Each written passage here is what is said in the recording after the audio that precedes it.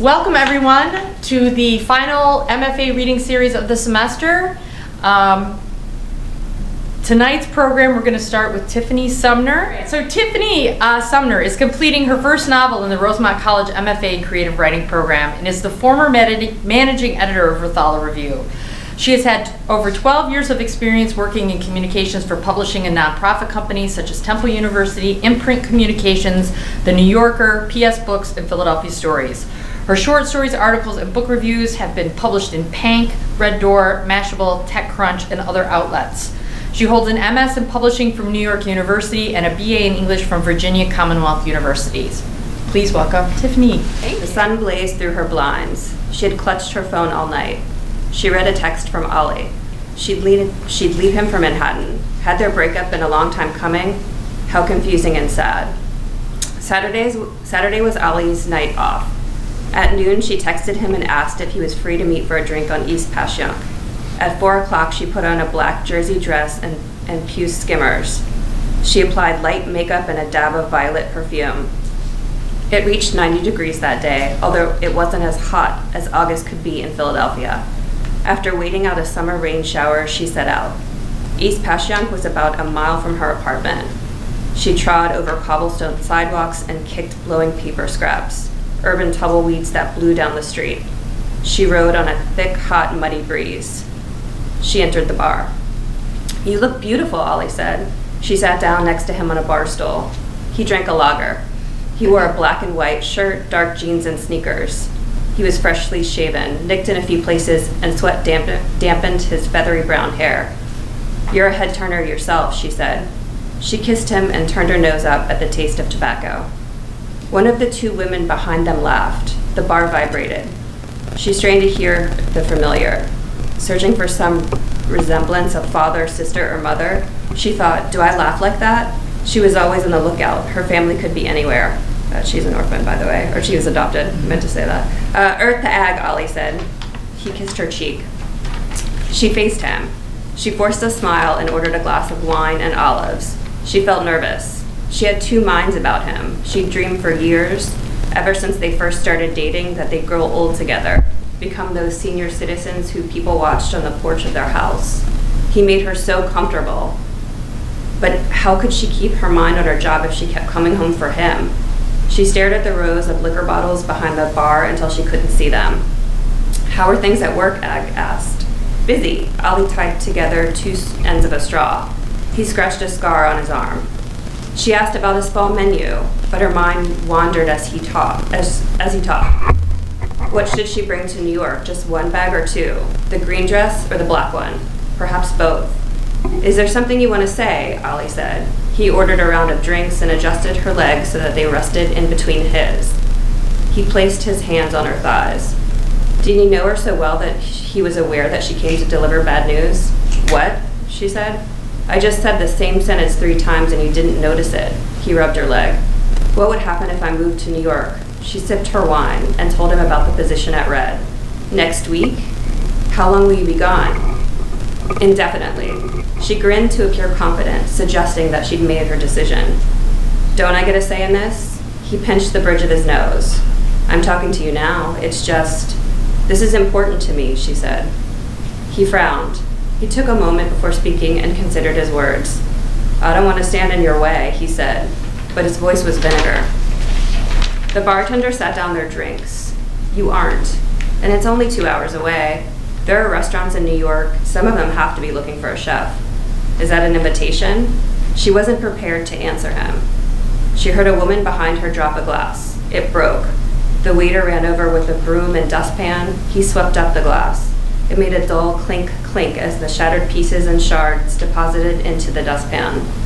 "In time, maybe," Ag said. How would she feel about him when she got to New York? Would she miss him? "Okay," he said. This was a noble answer. She felt satisfied. After another drink, she thought, he isn't bothered that I'm leaving. She placed an olive into her mouth and dropped the pit into a small dish. She drank a glass of wine, another glass, an old-fashioned. She remembered what it was that she despised about him. Their relationship was just ho-hum. There were no flowers or grand gestures. He was loyal and assuaged her anxiety, but there was a piece of her that cringed when she saw him. Sometimes when she drank, she'd forget this. Other times, she remembered it. This was one of those times. Oblivious to her turn, Ollie grew nostalgic. Remember our trip to Bermuda and the scooters we rented to drive around the island? Remember you crashed? Ag joined in. Remember how we talked too loud and drank too much? How we got away from our friends? Remember that time you moved to New York, Ollie said? It hasn't happened yet. What's in New York that isn't here? Silence. He ordered 2 shots of whiskey. Ag gulped hers down, and the night became caramel, marshmallow, numb. He kissed her. Again. They walked down the street to their favorite dive, her arm tucked through his. Ollie ordered shots of Red's moonshine and seltzer chasers. After shooting it, Ag's body ignited in flames. Liquor, on occasion, unleashed this violence within her. Friends who never saw it with their own eyes didn't believe the stories people told about her. What if we keep seeing each other, Ollie said. We can make it work. You aren't that far away. He pulled her to him. She pushed him away so hard he almost fell off the bar stool and onto the floor. She could feel her anger burning and liked it. Ollie, by virtue of his proximity, became her target. For a few minutes after her turn, she desired only to hurt him. He was an idiot most times, and of course now, as she gathered temper and steam, he tried to get close. He always made the wrong move. She might be further in life if it wasn't for him. Ollie stood up and grabbed her arm. I hate it when you get like this, but she no longer cared. What is wrong with you, with this? He drew an invisible line that connected them. Oh, fine, it's wonderful, she sipped her seltzer. I have a good job, I'm happy, I take care of you, don't I? Sure, she said, but she was no longer certain of a future with him. He seemed disposable. It's just the way I what, he said. Let your life slide backward into a bottle of beer. He snorted. I'm okay, you're the crazy one, Aggro. She hated his words more than anything. She shoved the heel of her hand into his chest and he fell off the stool. He caught the edge of the bar and pulled himself up. He growled something unintelligible, like, fool, you fool, and stormed out of the bar. She stared after him. She finished her cocktail, constantly checking the door, expecting to see him return. He didn't. The bartender gave her a glass of water. She chugged it and slammed the glass down. She threw her card at him. Take it easy, the bartender said. She headed home, shaking. They'd gotten into fights before, but Ollie had never abandoned her. She couldn't articulate her anger. It was too fierce. She wasn't sure where it had come from. She turned onto Morris Street. She admired the gritty streets, scraps of paper blowing in the wind, and the motor-oiled pavement. A water bug scuttled by. She walked on until the night's warm air sobered her. She stopped off in an alleyway and vomited. Her eyes had grown wild from alcohol and emotion, her hair large from humidity and finger oils.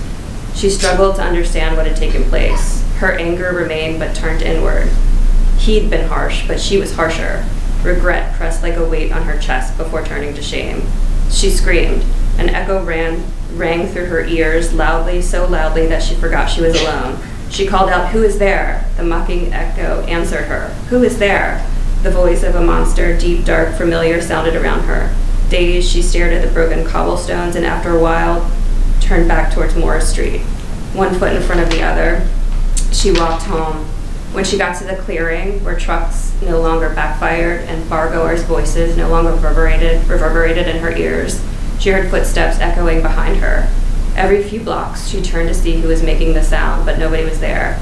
Her heel caught on uneven sidewalk, and she stumbled forward, twisting her bad ankle and falling out of her shoe. She limped home, tears brimming up and spilling down her cheeks. In the morning, it hurt to open her eyes. Her ankle was swollen. Her puce skimmer on the floor near her bed had a torn heel. She remembered the scene with Ollie the night before and cupped her face in her hands. He would never speak to her again. She had ruined it and could vaguely remember why. He was right. She was a fool. She wondered who had followed her home. Then she realized what had happened. The sound of her own voice had scared her to tears.